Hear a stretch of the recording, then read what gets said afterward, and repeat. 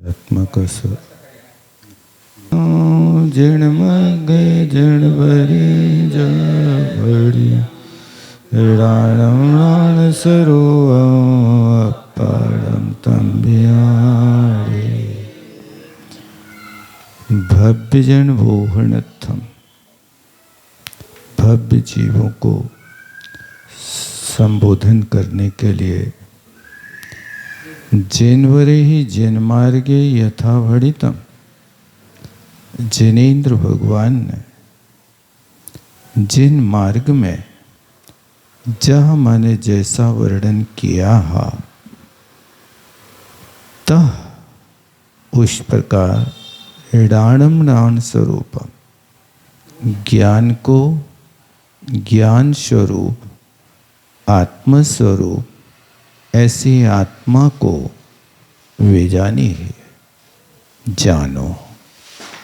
ऐसा कुंद कुंद स्वामी कहते हैं कि आत्मा ज्ञान स्वरूप है, उसको ज्ञान स्वरूप से जानना। ऐसा जिनेन्द्र भगवान ने कहा। सम्यक दर्शन ज्ञान चारित्र रत्नत्रय प्राप्ति योग्या ये ते भव्य जना। देखो भव्य किसे कहते हैं? जो सम्यक दर्शन ज्ञान चारित्र रूप रत्नत्रय की प्राप्ति के योग्य होते हैं, वे भव्य जन हैं।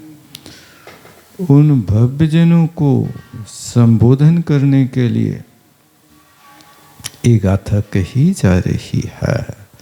बोधनार्थम संबोधनार्थम संबोधन निमित्तम इत्यर्थ। जिनमग्गे जैनश्च श्रीमद्भगवत अर्ह सर्वज्ञ मार्गे, जिनका अर्थ श्रीमान भगवान अरहंत सर्वज्ञ के मार्ग में सम्यक दर्शन ज्ञान चारित्र है लक्षण जिसका, इन लक्षणों से जो उपलक्षित होता वही मोक्ष का मार्ग है। उस मोक्ष मार्ग में श्रीमद् भगवत अर्ह सर्वज्ञ यथा भणितम प्रतिपादितम, श्री भगवान अरहंत सर्वज्ञ देव ने जैसा कहा है वैसा यहाँ प्रतिपादित करता है। किम भणित तद भणितम, उनने क्या कहा है? कृति ज्ञानम व्यवहार नयीन सम्यक ज्ञानम तथा ज्ञान स्वरूपम स्वभाव। व्यवहारने से उस ज्ञान को सम्यक ज्ञान कहते हैं। जैसा भगवान ने कहा ऐसे ज्ञान के स्वरूप का श्रद्धान करना स्वभाव है। उक्तम चे, जैसे कि समंतभद्र महाराज ने कहा है। देखो ये कवि ना कह रहे हैं, यानी समंतभद्र महाराज की लेखनी हमेशा काव्य के रूप में ही चलती थी। समंतभद्र महाराज के कोई भी ग्रंथ गद्य के रूप में तो उपलब्ध होते हैं, लेकिन पद्य के रूप में होते हैं, गद्य के रूप में नहीं उपलब्ध होते हैं। कि उन्हें कोई टीकाकार बनकर के कोई ग्रंथ, बस इतना है कि गंध हस्ती काव्य के विषय में जरूर कहा जाता है कि वो गंध हस्ती महाकाव्य गद्य और पद्य दोनों में है, इसलिए उसको चंपू की उपमा दी जाती है। समंतभद्र स्वामी का तत्वार सूत्र के ऊपर टीका है गंध हस्ती महाका। क्या चंपू? चंपू का अर्थ है कि जिस लेखनी को गद्य और पद्य दोनों में लिखा जाता है उसको चंपू कहते हैं। जैसे यशस्तिलक चंपू आदि। हन्यूनमनतिरिक्तं याथा तथ्यं विना च विपरीतात् निस्सन्देहं वेद दाहुस्तज्ञानमागमिना ए आगमिना तज्ज्ञानम आहु। किसको ज्ञान कहते हैं? कि जो ज्ञान अन्योनम, इसको नीचे जो ज्ञान शब्द है ना, तज ज्ञानम, इस ज्ञान को अन्यूनम ज्ञानम, अनतिरिक्तम ज्ञानम, यथा तथ्यम ज्ञानम, विपरीतात् बिना ज्ञानम, निस्संदेहम ज्ञानम, वेद यथ, वेद ने वेद जानता है, यत माने जो, तत् आगमिना सम्यक ज्ञानम आहु, उसको सम्यक ज्ञान कहा है। यानी न्यूनता से रहित, यानी कोई विषय को श्रद्धान के विषय में न्यूनता नहीं होना चाहिए। हैं? छन्ना वाला दृष्टांत आप दीजिए, महाराज से दीजिए ना। तो इसके जो विशेषण है ना, कितने विशेषण हैं? 5। अन्यूनम, अनतिरिक्तम, यथा तथ्यम, विपरीत बिना और निस्संदेह। इन 5 विशेषणों को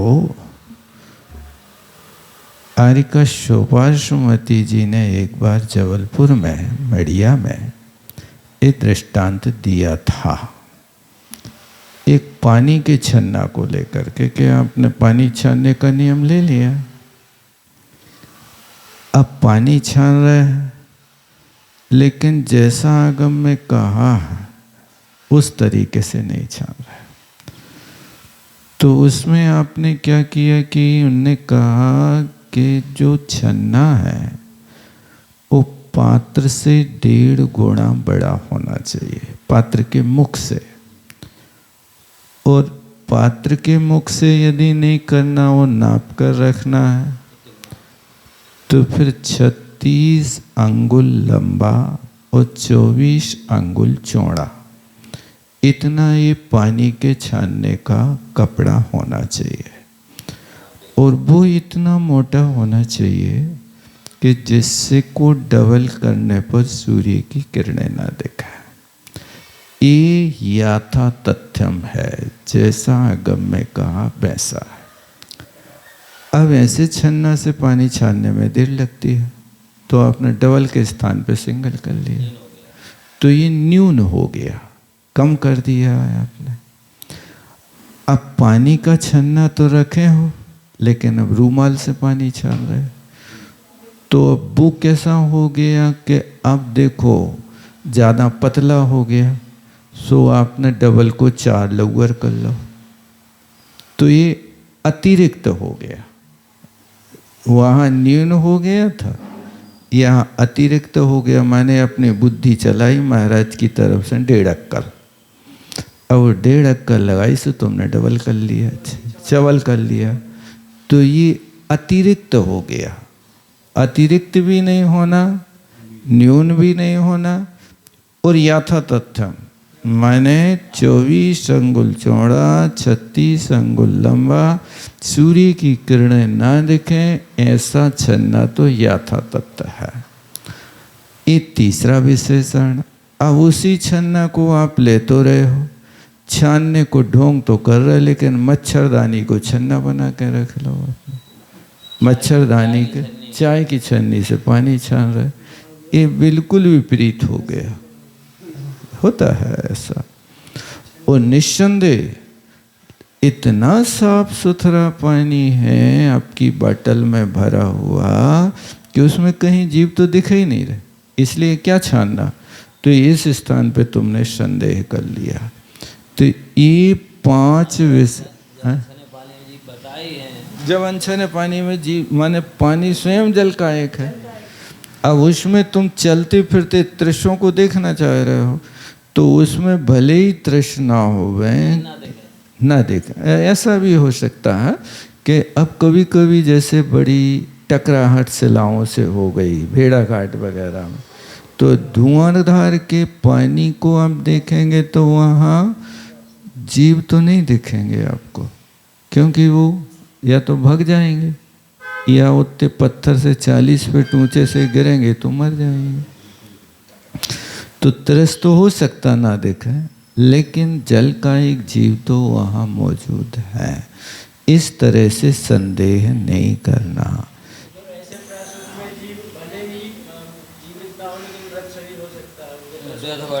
हाँ वो तो है, हो सकता जल काय है, लेकिन उसकी उम्र ज़्यादा देर नहीं रहती। ऐसे पानी को चूँकि मुनि महाराज भी ले सकते हैं जहाँ व्यवस्था ना हो, सिर्फ शुद्धि कमंडल में, पीने के लिए नहीं लेंगे। पीने के लिए तो प्राशुक ही होगा, अग्निपक्वा।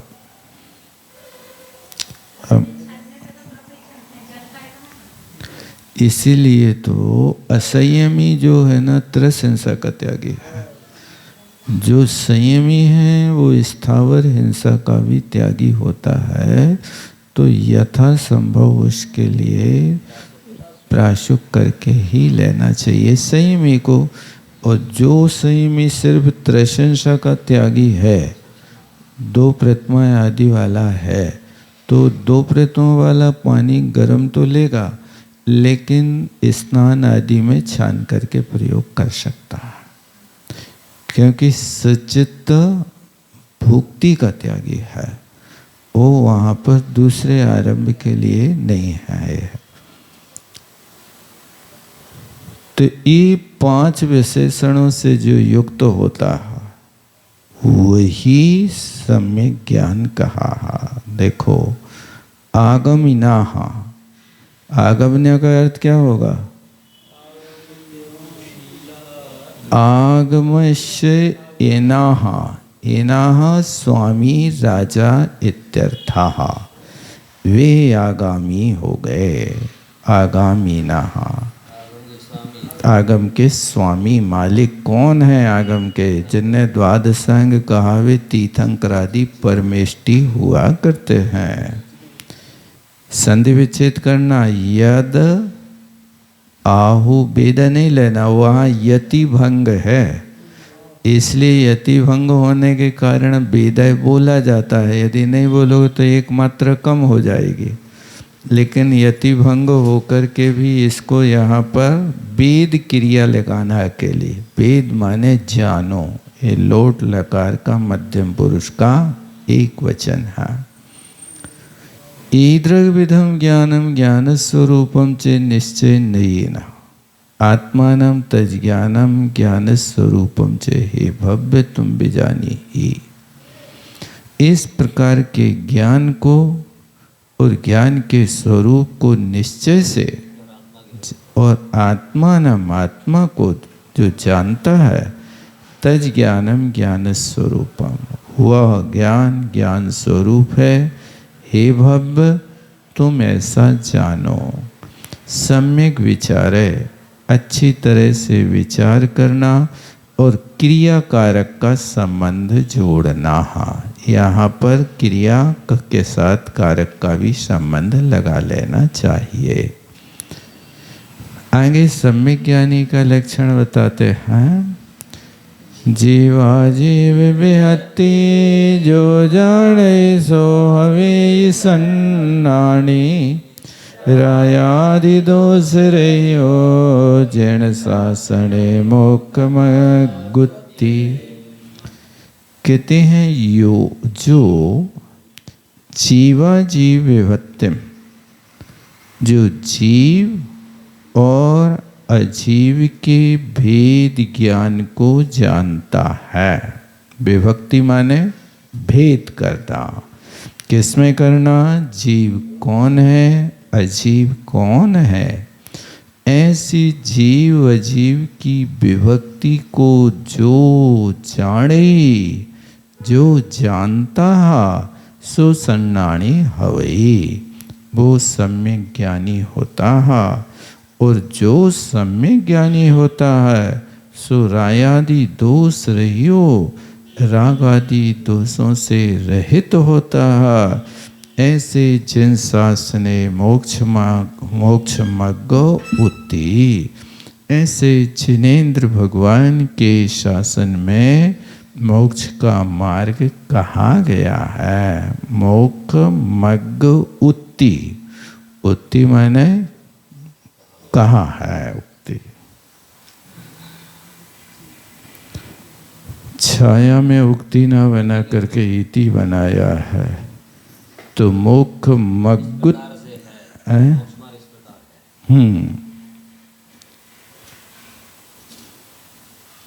उक्ति छाया करते तो अच्छा रहता। कहा है जीवस्य आत्मद्रव्यस्य अजीवस्य पुद्गल धर्म धर्म आकाश काल लक्षणस्य पंचभेदस्य विभक्तिम विभंजनम विहचनम इति देश्यात्। अजीव 5 प्रकार का है और जीव आत्मद्रव्य है।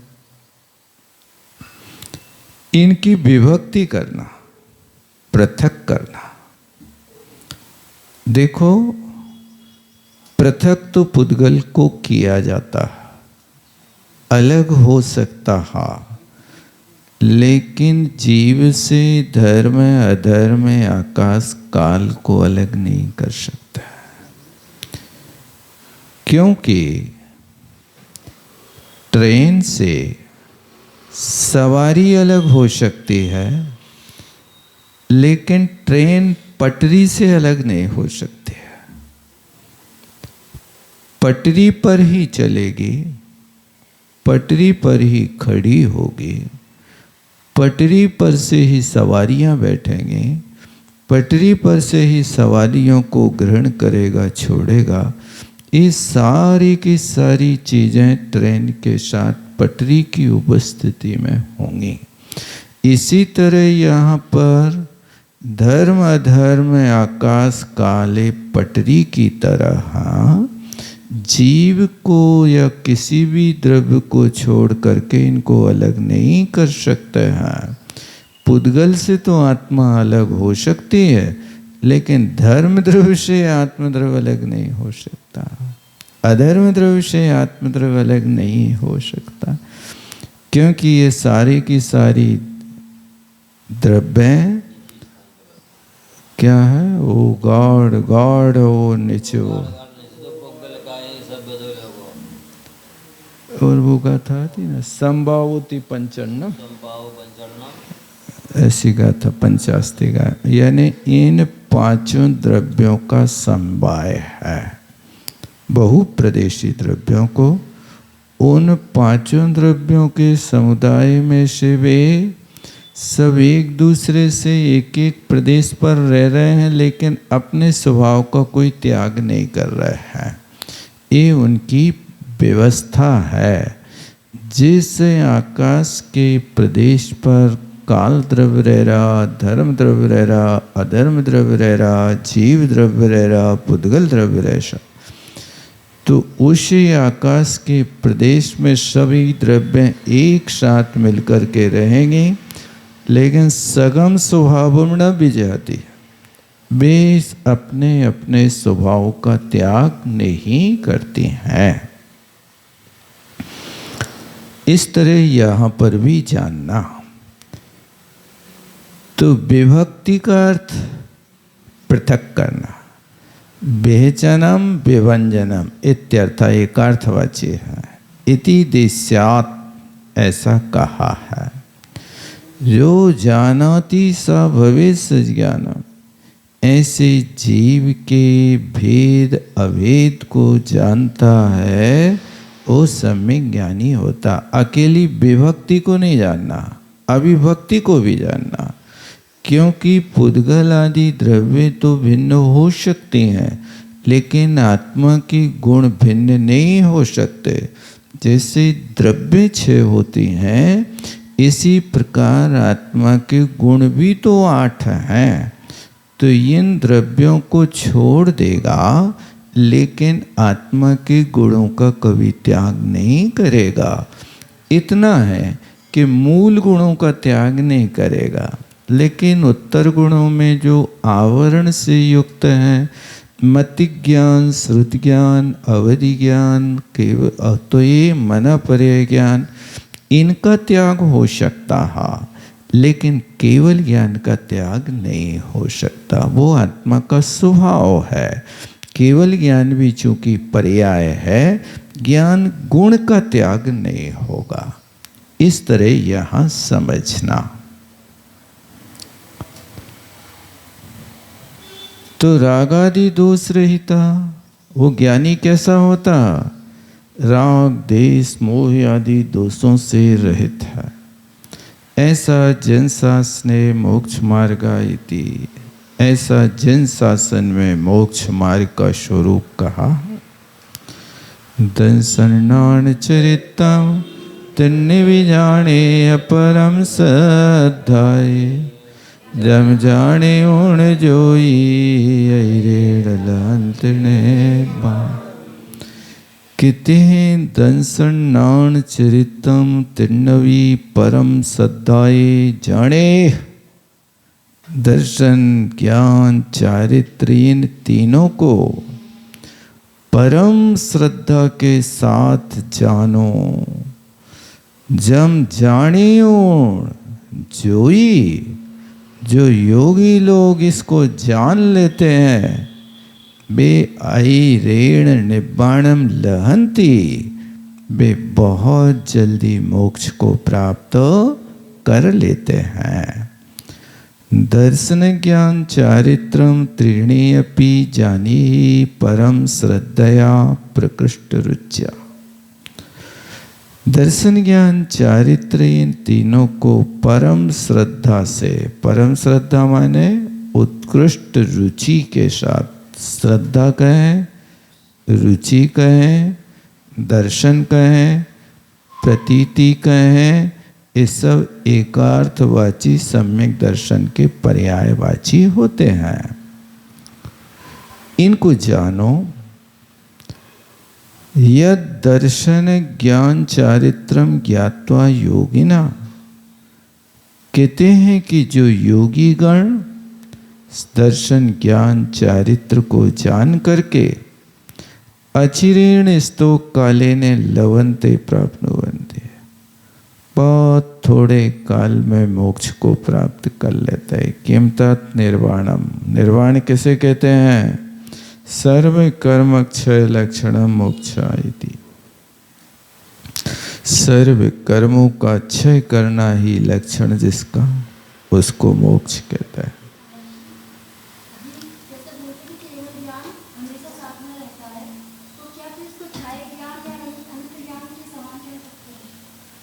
देखो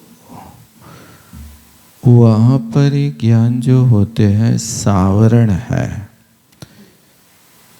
उस सावरण ज्ञान जो हो रहे हैं ये क्षयोपशम निमित्तक होता है। तो क्षयोपशम दशा किसका नाम है? क्षयोपशम किसे कहते हैं? क्षयोपशम की परिभाषा जानते हैं क्या है? कुछ नहीं,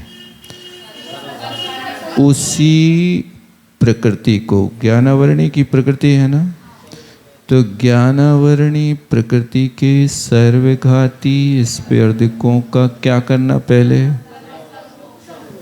सबसे पहले तो उदयाभावी क्षय, और उन्हीं का किनका? सर्वघाती। उन सर्वघाती प्रकृतियों का सदवस्था रूप उपशम, सदवस्था रूप उपशम और उदयाभावी क्षय में क्या अंतर है? समझते हैं इसको? सदवस्था रूप उपशम का अर्थ होता है सत्ता में है लेकिन उदयावली से बाहर है, उदयावली में प्रवेश नहीं कर सकता। जब तक सदवस्था रूप उपशम होगा तब तक वो प्रकृति कभी उदयावली में प्रवेश नहीं कर सकती। और उदयाभावी क्षय का अर्थ क्या है? इसी सर्वघाती प्रकृति के कुछ स्पर्धक स्थिति कांडक और अनुभाग कांडक घात कर करके इतना बारीक बना दिया कि वो देशघाती प्रकृति के साथ मिल करके निकल जाए। क्या? देशघाती प्रकृति के साथ मिल करके निकल जाए। इसका नाम होता है उदयाभावी क्षय। ठीक है ना? ये दो अवस्थाओं के बाद तीसरी क्या है? देशघाती किसका? उसी प्रकृति का, माने ज्ञानावरणी की मति ज्ञानावरणी कर्म की देशघाती प्रकृति का उदय हो गए तो उस देशघाती प्रकृति के उदय में ही उदयाभावी क्षय मिलेगा। यदि देशघाती का उदय नहीं होगा ना तो वो उदयाभावी क्षय किसी के साथ निकलने के योग्य नहीं हो पाएगा। अब वो किसी के साथ नहीं निकल पाएगा तो फिर या तो वो सत्ता में पड़ा रहेगा अथवा स्वमुख से निकलेगा। ये उसकी व्यवस्था है। इसलिए देशघाती प्रकृति का उदय कराया। तो इसका नाम क्या हुआ? क्या हुआ इसका नाम? क्षयोपशम। बराबर है। अब आप ये बताओ कि सदवस्था रूप उपशम, उदयाभावी क्षय और उदय जो करार है, ये प्रकृति का करार है कि ज्ञान का करार है? काय का करार है? नहीं है पता? ज्ञान का नहीं करार है? एक बात कहो, कुछ किसका है? तो ये प्रकृति का है। प्रकृति है ना? ये प्रकृति क्षय संभाव बना रही। अब जब ये प्रकृति क्षय हो जाएगी तो वो मति ज्ञान कहाँ टिकेगा? मति ज्ञान तो उसी का नाम है कि जो मति ज्ञान ऐसी दशा में मिलकर के जो तुम्हें प्रकाश देता रहे भीतर से, वो तब तक देगा जब तक क्षय ज्ञान नहीं होगा। क्षय ज्ञान होगा वो आवरण मिट जाएगा, सिर्फ अब ज्ञान ज्ञान ही रहेगा और उसके साथ कुछ भी आवरण नहीं रहेगा। इसलिए जितने क्षयोपशमिक ज्ञान होते हैं ना, ये सब क्षयोपशमिक ज्ञान सब देशघाती का उदय और सद्वस्था रूप उपशम उदयाभावी क्षय को लेकर के चलते हैं। मूलतः इसको दो ही बातें हैं, क्षय और उपशम। सुनो क्या है कि क्षय और उपशम माने अब क्षय उपशम भाव बंद का कारण नहीं है। अब आपने परिभाषा सीखी है कि देशघाती का उदय है, तो देशघाती का उदय बंध नहीं करा रहा है कि वहाँ उदयाभावी क्षय बंध नहीं करा रहा। कौन बंध नहीं करा रहा? बंद तो हो रहा है उसको। तो देशघाती प्रकृति मोहिनी की यदि उदय है तो बंद करा रही है। फिर संबर निर्जरा कौन करा रहा? जो उदयाभावी है।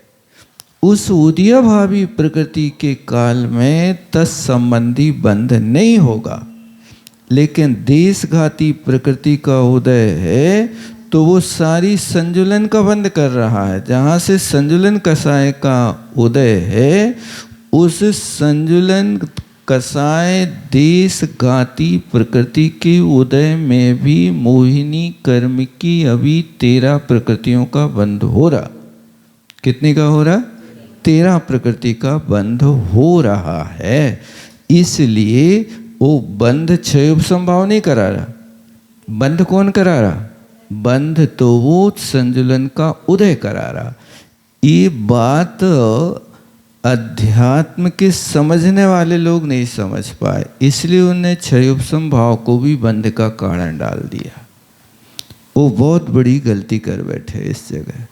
वो क्षयोपशम भाव बंध का कारण नहीं, देशघाती का उदय तो करेगा, लेकिन देशघाती का उदय क्षयोपशम नहीं है।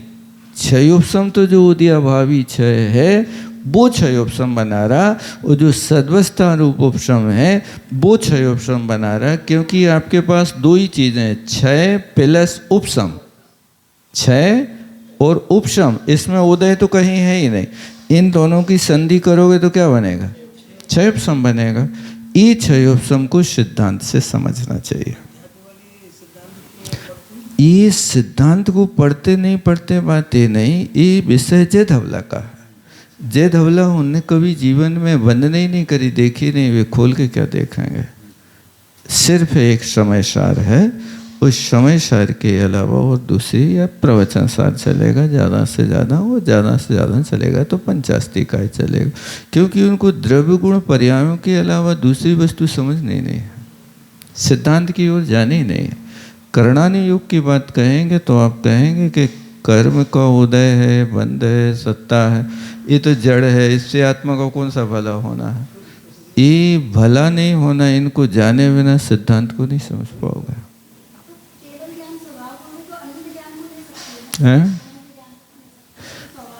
अनंतता तो है, केवल ज्ञान जो है, केवल शब्द लगा रहे हैं ना, ये पर्याय है। आप जब इस पर्याय का भी त्याग कर देंगे, सिर्फ ज्ञान कहना, क्या कहना? ज्ञान गुण है। उस ज्ञान गुण की पर्याय क्या है? मतिश्रुतावधि मना पर्याय। ये सूत्र है ना, मतिश्रुतावधि मना पर्याय केवलानि ज्ञानम, ये पढ़िए ना आपने। तो आपने कभी विचार किया, केवलानि बहुवचन रखा और ज्ञानम एक वचन रखा, क्या रहस्य है? यहाँ पर जब केवलानि बहुवचन है तो ज्ञानानि भी बहुवचन होना चाहिए।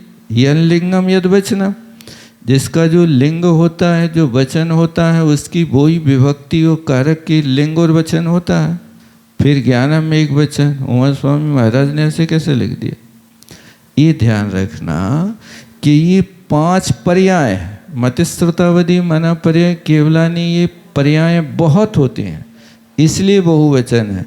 और ज्ञान गुण एक है, इसलिए उस एक गुण को पकड़ करके वहाँ एक वचन रखा है। ये उसमें अंतर है। केवल ज्ञान को भी आप केवल से जोड़ दोगे तो पर्याय बन जाएगी। केवल का अर्थ क्या है? असहाय, इंद्रियों की सहायता जहाँ नहीं होती है उसको असहाय के अंत है, इंद्रियातीत ज्ञान। बहुत अच्छा, आगे चलता है।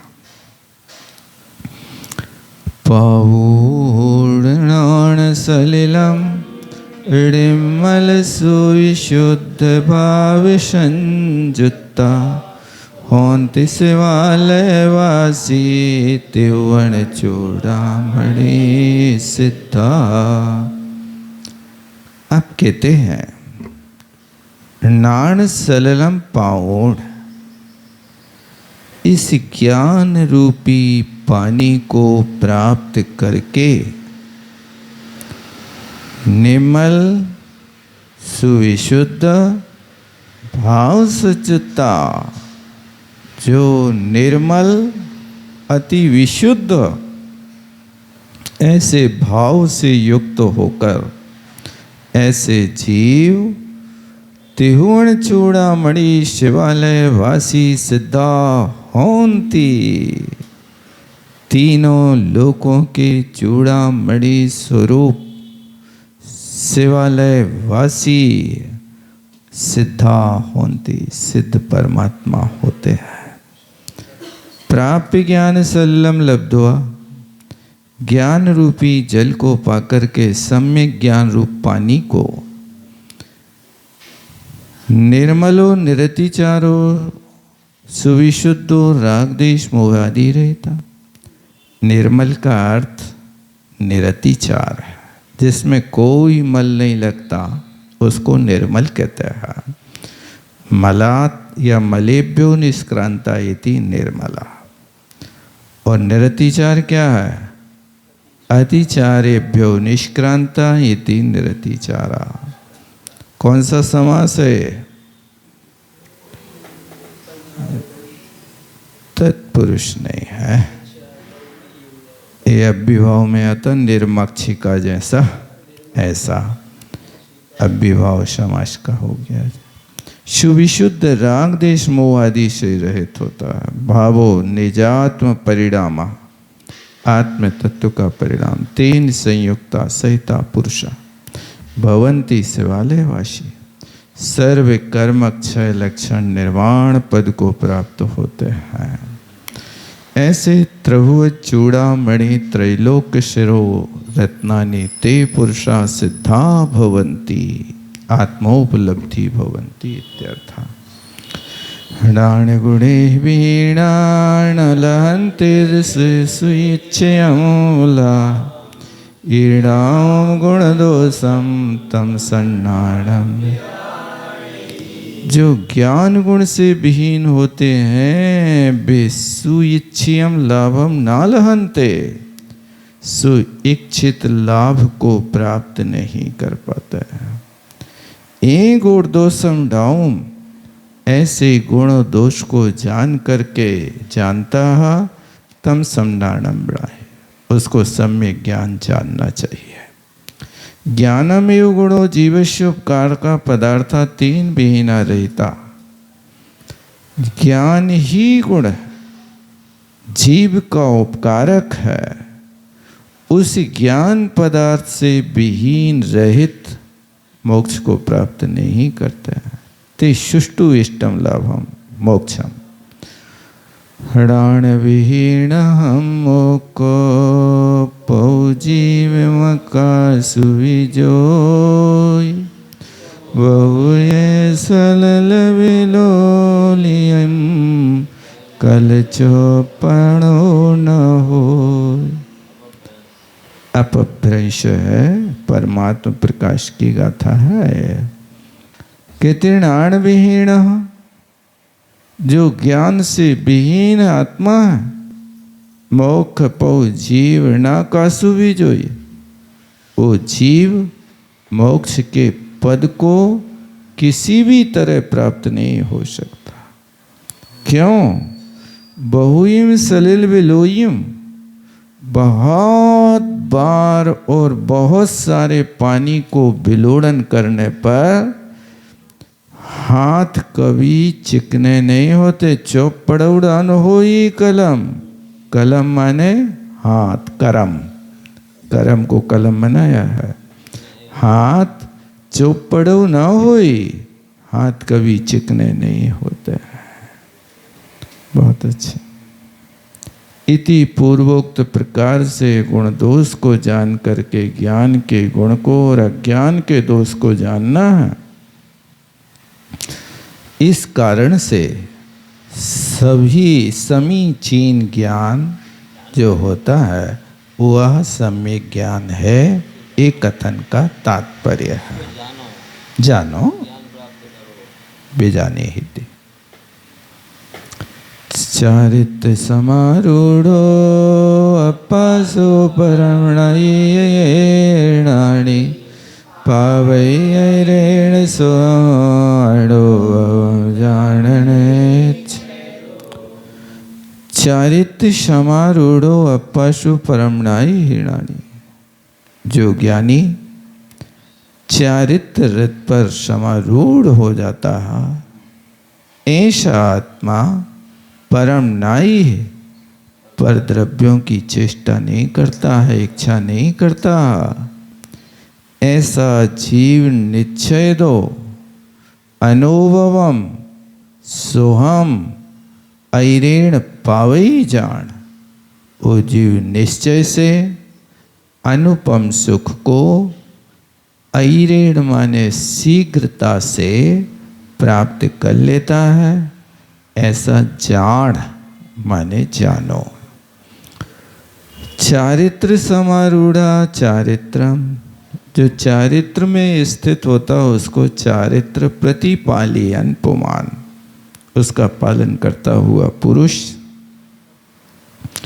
आत्मना सकाशात, आत्मा से परम इष्टम, दूसरी कोई इष्ट वस्तु सृग वनितादिकम नाई हिते, माला स्त्री पुत्र आदि की इच्छा नहीं करता। ना वांछति कोसो ज्ञानो ज्ञानवान पुमान, उक्तम च जैसे कहा है, सम सुख शीलित मनसा मसनमपि द्वेषमेति किमु कामा स्थलमपि दति जसाड़ा के मंग पुनरंग मंगारा।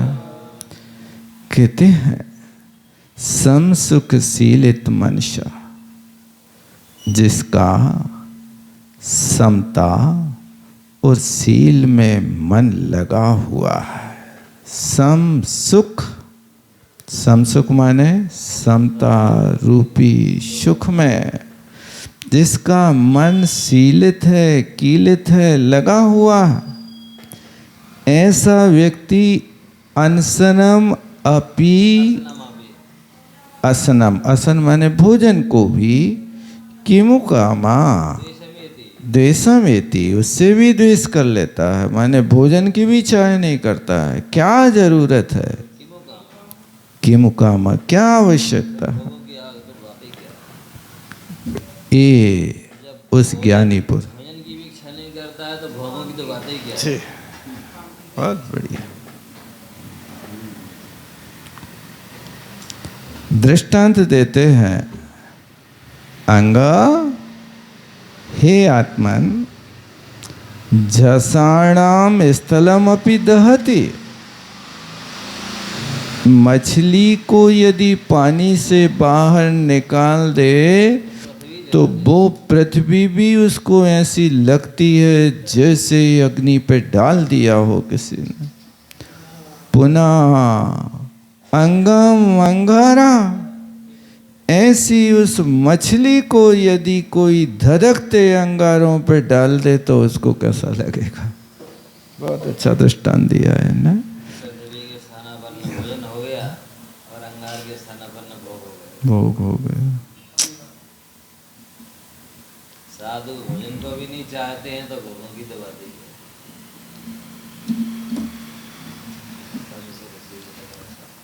अच्छा है श्लोक।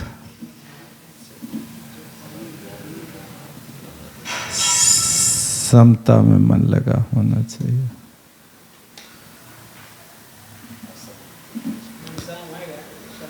सम सुख शीलित मनुष्य।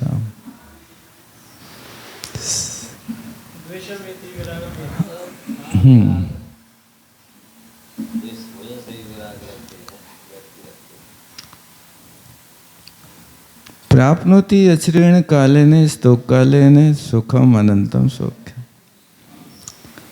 कहते अनंत सुख को वे प्राप्त कर लेते हैं अल्पकाल में। कथम भूतम सुखम, कैसा सुख है, अनुपम है। अनुपम कैसे कहते हैं, दुनिया की कोई उपमा नहीं टिकती वहाँ पर, न चंद्रमा की उपमा, न सूर्य की उपमा, और क्या कहना समुद्र की उपमा, कुछ भी उपमाएं नहीं टिकती। ऐसा हे भव्य तुम जानो निश्चय से, निस्संदेह होकर के, निश्चय न याद हुआ अथवा निश्चय न ऐसे जानो। एवं संख्य वीण भणियम बाणेन वीरायण सम्मत संयमादे दुर्णम व्युदेश्यं चरणम्। एवं इस प्रकार राणीण वीरायण संख्यवेण भणियम, ज्ञान स्वभाव से युक्त वीतराग भगवान ने संक्षेप से एक कथन किया। कौन सा, सम्मत संयमाशय दुंडम, सम्यक तो चरण और संयमाचरण, ये दोनों प्रकार के आचरण का वर्णन, चरणम माने चारित्र का, उद्देश्यम उपदेश दिया है भगवान ने संक्षेप से। एवं अमुना प्रकारेण संक्षेपेण, इस प्रकार संक्षेप से भणितम प्रतिपादितम कहा है। ज्ञानी ने ज्ञान रूपेणे ज्ञान स्वभावेने केवल ज्ञानीना सर्वज्ञ भीतराग भगवान ने जो राग देश मोह आदि 18 दोषों से रहित है। किम बढ़ितम, क्या कहा है?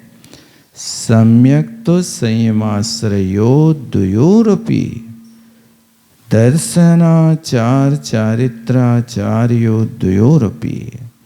ये दर्शनाचार और चारित्राचार इन दोनों का कथन किया।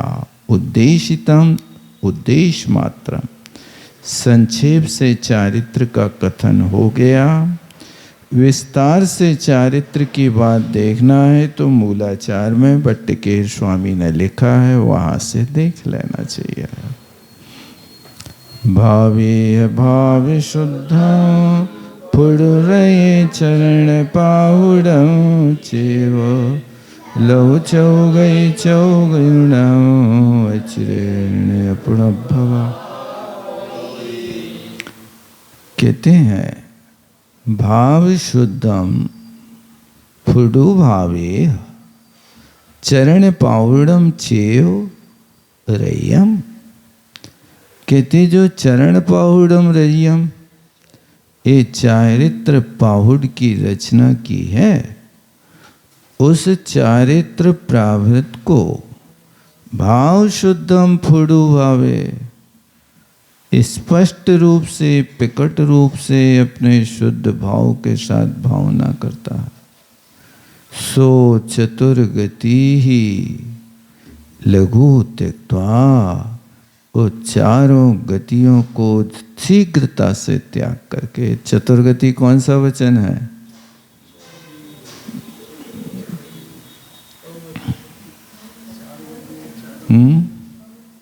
कहाँ का बहुवचन? द्वितीय का बहुवचन है। द्वितीय गति शब्द स्त्रीलिंग है ना, इसलिए चतुर्गति ही विसर्ग का सा बना दिया संस्कृत छाया में। चौगई यहाँ पर प्राकृत में बना है। क्षयोण उसका त्याग करके अचिरेण अपुनर्भवा होई, शीघ्रता से अपुनर्भव बन जाता है, यानी मोक्ष को प्राप्त कर लेता है। भावेता भावना विषीकृता यूयम हे भव्या। हे भव्य लोगो, यूयम, यूयम माने तुम सब इस प्रकार की भावना करो, जिस भावना से स्फुटम प्रकटार्थम रचितम चरण प्रावृतम चारित्र सारम, जिस भावना से ग्रंथ लिखा है उसके शब्द से दर्शनावरणम चोदिशतम, इन शब्दों के माध्यम से दर्शनावरण का उद्देश्य किया। ऐसा लघु शीघ्र ही चतुर्गति को त्याग कर नरक त्रियंत्र मनुष्य देव गति चतस्रा, इन चारों गतियों को परिहाय त्यक्त्वा त्याग करके अचिरेण स्तोक काले ने बहुत अल्प काल में अथवा तृतीय भवे, तीसरे भव में अपुनर्भवा सिद्धा भवता यूयम, तुम सब लोग सिद्ध बन जाओगे चारित्र का पालन करोगे तो। सिद्ध गतिम पंचमीं गतिम प्राप्नुता यूयम इति भद्रम।